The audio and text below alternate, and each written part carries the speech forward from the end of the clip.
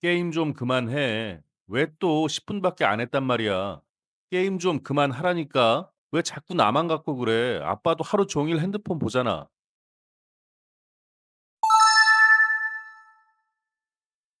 요즘 게임 중독 때문에 걱정 많습니다. 어른 아이 할 것 없이요. 신문 방송에서도 걱정이 한가득이죠. 여기저기서 우려의 목소리도 나옵니다.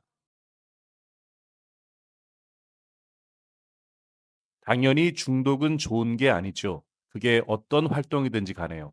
그런데요, 정말 이게 중독인지 아니면 단순한 몰입인지 먼저 판단이 필요해 보입니다. 원래 하지 말라고 하면 더 하고 싶은 게 사람 마음이잖아요. 그리고요, 왜 게임에 빠졌는지, 왜 중독됐는지 확인해야 할 텐데요. 그래야 해법도 찾겠죠. 네, 오늘은 게임에 관한 이야기인데요. 잠시 과거로 떠나보실까요? 약 3000년 전 마네스 왕의 아들 아티스가 리디아 왕국을 다스리던 때였습니다. 리디아 왕국에 혹독한 기아가 닥쳤는데요. 백성들은 굶주리기 시작했고 시간이 지나도 상황은 나아질 기미가 보이질 않았습니다. 이에 리디아 왕은 백성의 고통을 덜어줄 아이디어를 떠올립니다. 먼저 양의 뼈를 이용해 주사위를 만들고요. 이 주사위로 게임을 개발했습니다. 고대 그리스의 역사가 헤로도토스에 의하면 리디아 왕의 주사위는 역사상 최초의 게임 도구였다고 합니다. 잠깐만요. 배고픔에 처한 백성들에게 왜 게임이었을까요? 도대체 어떤 게임이었을까요? 그리고 무슨 계획이었을까요? 리디아의 왕은 백성들에게 게임을 소개하면서 자신의 계획도 함께 알려주었습니다. 그 계획이란 기아가 끝날 때까지요. 백성들이 하루는 주사위 게임을 하고요. 다음 날에는 식사를 하는 겁니다. 왕은 간단한 예측을 통해 계획을 세울 수 있었습니다. 백성들이 게임에 몰입하면 배가 고프다는 사실을 잠시나마 잊을 것으로 판단한 겁니다. 헤로도토스는 리디아 왕의 계획이 성공적이었다고 기록하고 있습니다. 대부분의 백성이 하루 걸러 주사위 놀이를 함으로써 18년간의 기아에서 살아남았다는 겁니다. 그래도 기한은 끝나지 않았습니다. 왕은 또 다른 계획을 고안하는데요. 왕국을 절반으로 나눈 뒤에 양편에게 상대편과 경쟁해서 마지막 주사위 게임을 하라고 명령한 겁니다. 승자는 리디아를 떠나 새 정착지를 찾을 것이고요. 패자는 남아서 구할 수 있는 식량에 기대어 살게 될 것이라는 말도 전했습니다. 그러니까 운이 따른다면 리디아를 떠난 사람들은 살기 좋은 새 땅에서 리디아 문명을 누릴지도 모른다는 생각을 한 겁니다. 다시 한번 왕의 계획은 성공했고 결국 리디아인은 살아남았습니다. 이 최후의 게임으로 리디아인은 뜻밖에도 기근이 속 시원히 해결되는 장대한 승리를 거뒀다. 인구가 절반으로 줄어드니 식량 공급이 훨씬 원활해졌고 다른 역사책에도 기록됐다시피 이후 몇 세기 동안 왕국은 생존을 넘어 번영을 누렸다. 헤로도토스의 기록에 따르면요. 새 보금자리를 찾아 떠난 리디아인들은 현재의 이탈리아 토스카나 지방에 안착해서 눈부신 에트루리아 문화를 만들어냈다고 합니다. 에트루리아는 로마 문화에 가장 큰 영향을 끼친 나라인데요. 에트루리아인의 손에서 도시계획과 토목공학이라는 위대한 기술이 빚어졌다고 하고요. 에트루리아인이 땀 흘려 예술, 농업, 정치체계를 발전시킨 덕에 세계를 변화시킨 로마 제국의 기틀이 마련되었다고 합니다. 관련해서 역사학계의 중론이 있는데요. 서양 문명이 에트루리아인에게 큰 빚을 지고 있다는 겁니다. 헤로도토스의 이야기대로라면요. 리디아인의 주사위 놀이는 왕의 계획을 성공시켰습니다. 개인의 고통, 사회의 혼란을 해결했죠. 그리고 어떻게 하면 부족한 자원의 소비를 줄이는가 하는 문제 역시 해결했습니다. 하지만 식량 부족이라는 가장 중요한 문제를 해결하지는 못했습니다. 당시에 지성인들이 머리를 맞대서 새로운 식량 공급 방안을 시험하고 개발하는 일은 없었던 거죠. 물론 이 이야기가 사실인지 아닌지는 확실하지 않습니다. 역사적으로 전해지는 설화가 되게 그렇듯이요.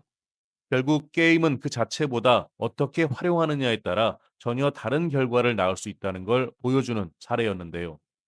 이쯤에서 요즘 게임과 관련한 이슈 살펴볼까요? 2019년 5월 세계보건기구는 국제질병분류에 게임 이용 장애를 질병 코드로 등재했습니다. 이후 국내에서도 도입 논의가 활발하게 시작됐죠. 참고로 질병 코드는요, 의사가 적는 진단서나 처방전에 쓰이는데요. 보험금을 지급하는 근거가 됩니다. 세계보건기구는 국제질병분류를 2022년부터 효력이 발생하도록 각국에 권고했는데요. 하지만 국내 표준 질병 분류에는 해당 내용을 2025년 말 개정 시 반영해 결정하도록 유예한 상태입니다. 올해네요. 그런데 세계보건기구는 게임 중독을 어떻게 판단한 걸까요? 게임 중독은 다른 일상생활보다 게임을 우선시해서 부정적 결과가 발생하더라도 게임을 지속하는 행위를 뜻한다고 봤습니다. 그렇게 게임 중독의 유해성이 의학적으로 충분히 입증됐다고 판단했고요. 3대 기준도 제시했습니다. 게임에 대한 통제력 상실, 일상보다 게임을 우선시, 부정적 결과에도 불구하고 지속적으로 게임. 하지만 논란은 여전합니다. 국내에서는 보건복지부와 정신의학계 등이 질병 코드 도입 찬성 입장이고요. 반면 문화체육관광부와 게임업계는 반대 입장입니다. 정부 내에서도 시각이 다른 거죠. 그런데요, 사실 게임이 무슨 죄가 있겠습니까? 지나친 몰입, 중독이 문제겠죠.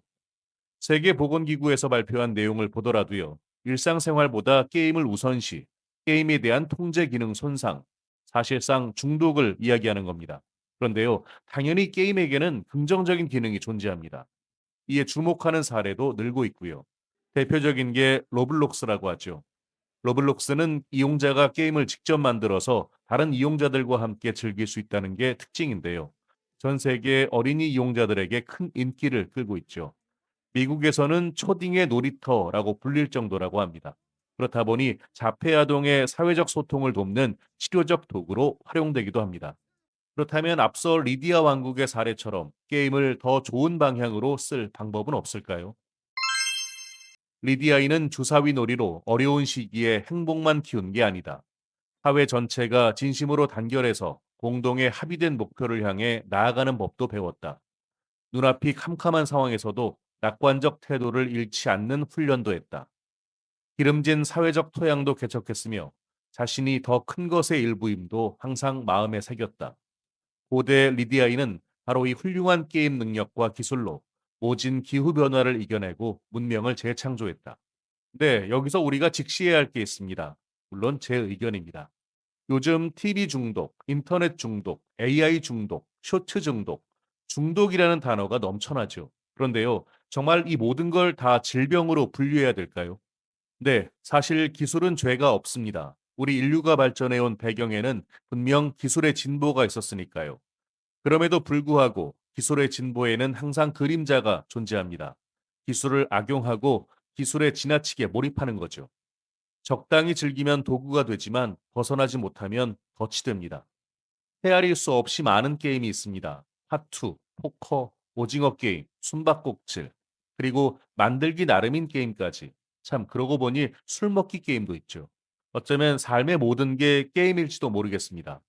우리는 대개 이 모든 게임에 일상생활에 지장을 줄 만큼 몰두하지는 않습니다. 지장을 준다면 그게 바로 중독이겠죠.